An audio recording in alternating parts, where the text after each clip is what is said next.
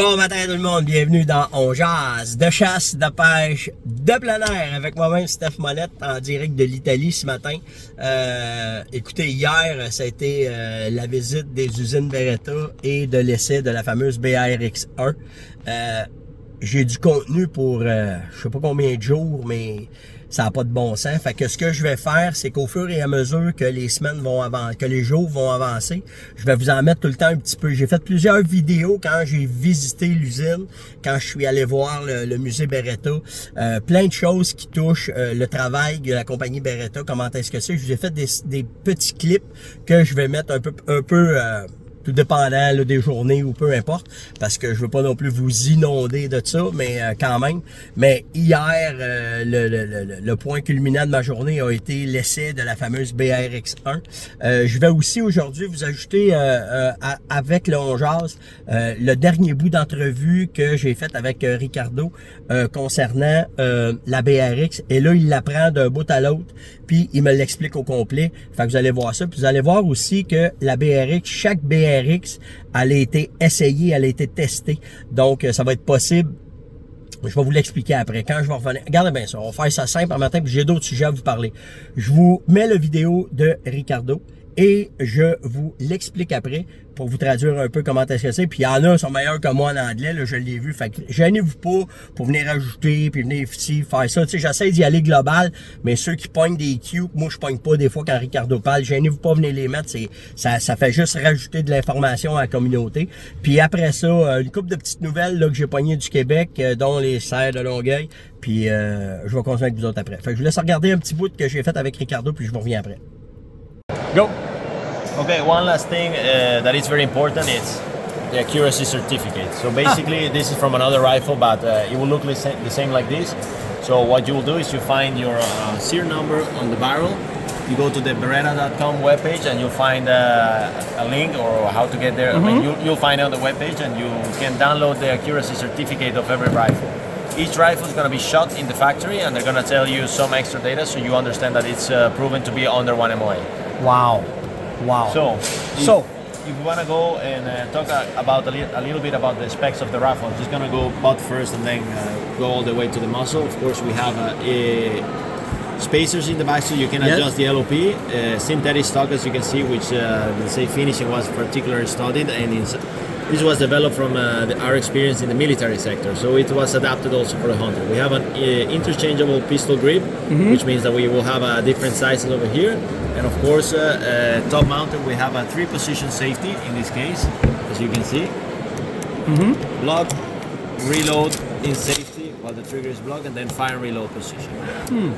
One of the other things about the rifle, it comes with the Picatinny rail on top of it, but it's screwed on top. Oh, sorry. No? It's screwed on top, so you can basically change the Picatinny rail with some other options that we'll have on the market. One of them will be a Tika type of, let's say, dovetail mount that you can put on top, and some other, let's say, quick detachable mounts. Okay.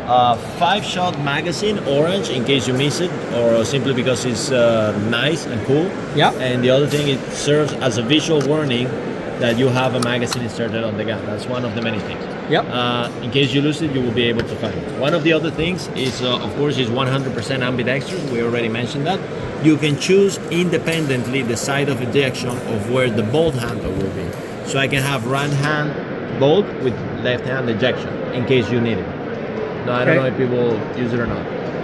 Rotating bolt head as a closing mechanism on the gun, pretty standard like any other AR-15. Interchangeable barrels. Eventually we'll have a conversion caliber kit, or you can use it as a takedown rifle. It uses 2 screws on the bottom, and you have to tighten not more than 10 newtons of torque. And then, of course, the barrels, which are called hammer forged in Beretta, with our, let's say, famous way of making barrels. And one of the things about these barrels is that, besides they're all tested and everything, they're all machined and done out of one, let's say, work. I mean, they are hammer forged together, the bore and the chamber, which is something we mentioned before. Wow. All the barrels we have in the front, this muzzle thread cover, and here for the European version we have an M14 muzzle thread in the front to put silencers or muzzle brake, whatever you want. Okay. So I guess that's it. I don't know if there's anything else. One last thing. Yes. Of course, adjustable trigger weight, which you can take out and you can adjust the weight of the trigger from 900 to 1 kilo. I mean, it's pretty simple and excellent to shoot. Wow. Well, thank you so much, Rick, to all the information of the gun. And I invite people, if they want, just go on Beretta website. That's what it looks like. Crazy. So, ça va être la nouvelle patente. Je vous le dis, là. Que c'est dire de plus de cette arme-là? Ben écoutez, vous avez vu tout ce que Ricardo a parlé. Là, pendant que je vous parle, je suis après checker mes notes pour être sûr que je vais tout être capable de passer à travers. Première chose, comme je vous ai dit tantôt, il y a le certificat de précision. Chaque arme BARX va avoir été testée par un armurier Beretta. Donc, vous allez pouvoir, avec le numéro de série, aller prendre votre numéro de série, aller sur le site de Beretta, aller chercher les performances de votre carabine, comment est-ce qu'elle est sightée, comment est-ce qu'elle tirait, pour être certain qu'elle groupe très bien.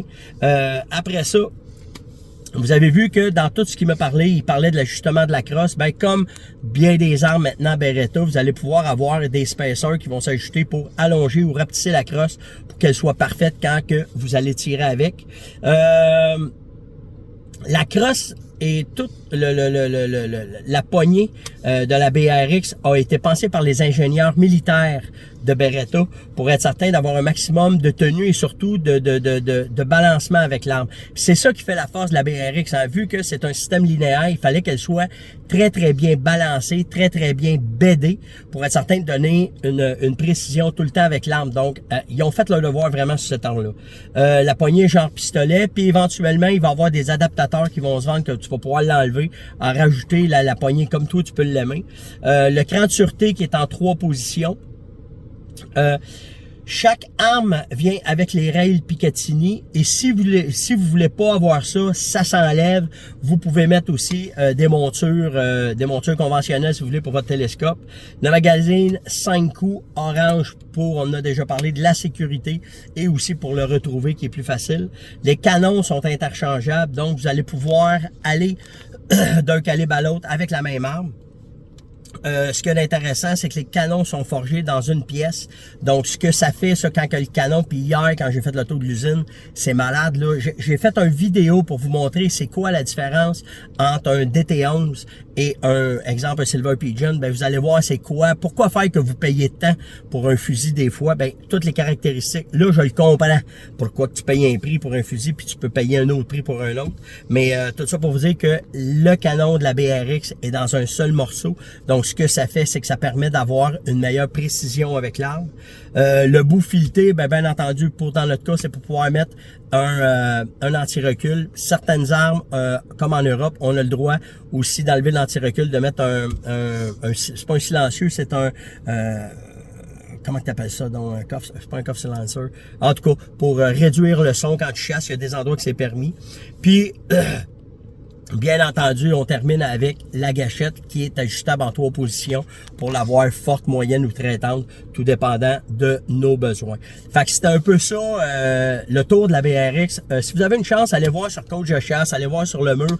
J'ai mis mes premières impressions quand j'ai tiré les 6 premiers coups que j'ai tiré avec. Vous allez voir, checkez-moi la face, là.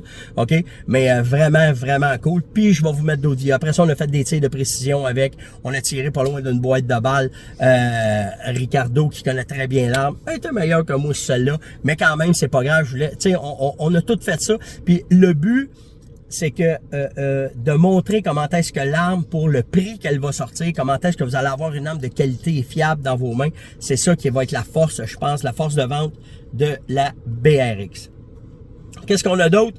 La juge Goldwater, si, Chevreuil au Québec, elle a mis ses culottes, c'est le cas de le dire. Elle a mis officiellement des recours contre le gouvernement et la ville de Longueuil pour empêcher le massacre des chevreuils. Elle veut qu'ils soient traités pour les parasites. C'est quoi le problème, asti? Il n'y a pas de parasites, là. Puis les mâles stérilisés, bonne chance pour les attraper et faire ça, mais ça se fait. On peut dire que ça se fait.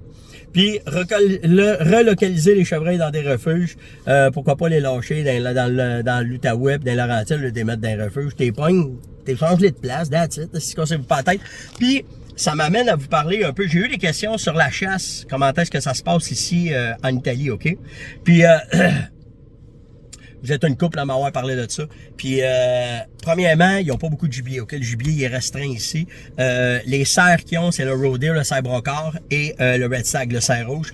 Majoritairement, ils chassent le lapin, le pigeon, un peu de canard, mais pas beaucoup. Ton gibier t'appartient pas quand tu loues un endroit parce qu'il reste plus grand terre qui appartiennent pas à quelqu'un. Fait que si tu tues un gibier, le gibier t'appartient pas, faut que tu le donnes au propriétaire. Et si tu veux avoir ta viande, il faut que tu payes pour. Et si tu récoltes un gibier et que le propriétaire le prend, il a le droit, lui, d'aller le vendre s'il veut payer ses taxes, peu importe. Fait qu'il peut le vendre à un restaurant après que la viande a été certifiée et la vendre dans les restaurants. Donc, nous autres, ce soir, c'est ce qu'on fait, mon Caroline. On s'en va dans un restaurant où est-ce que c'est de la viande sauvage et c'est vraiment de la viande sauvage qui vient dans la forêt. Fait que c'est bien, tu sais, d'autres pays, d'autres cultures. Je vais vous dire, moi, ce qui me marque le plus de venir en Italie pour voir comment ça se passe sur le côté de la chasse puis de la faune, c'est que je comprends là que ça fait plus que 2000 ans qu'ils sont ici, puis il reste plus grand-chose, puis notre façon de gérer va être plus fine encore. Mais l'autre bord, ils arrêtent de se casser la tête avec n'importe quoi, mettre des règlements sur tout. Ils font confiance à la majorité des gens. La même affaire sur les routes. Il y a des affaires qui font ces routes. Tu dis, si nous autres, si on fait ça, on va se faire arracher la tête.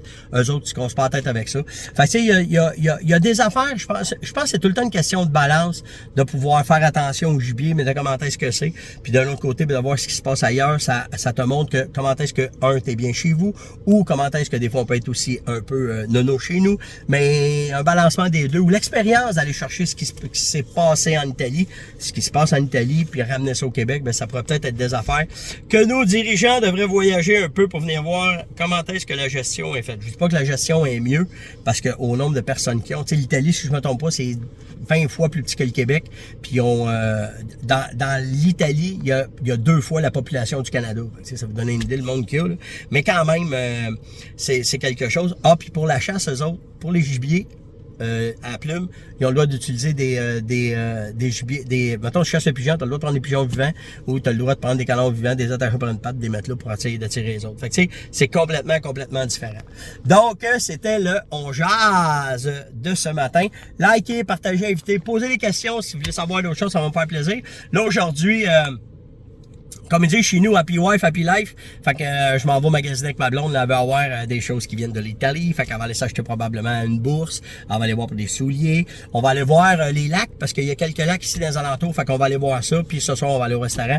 Je vous mettrai des photos du restaurant. Qu'est-ce qu'on va manger, comment est-ce que ça va être. Donc, likez, partagez, invitez, commentez, partagez. En tout cas, je suis en vacances, là, je suis tout entre les deux. Je suis encore jet lag ici. C'est 6 jours de jet lag, puis je vous le dis, c'est dur à revenir. D'habitude, ça me prenait que 2 jours, mais là, faut croire que la vieillesse fait son œuvre un peu, là, mais je suis encore jet lag. Donc, likez, partagez, invitez, surtout commentez, puis on se voit demain tout le monde. Ciao!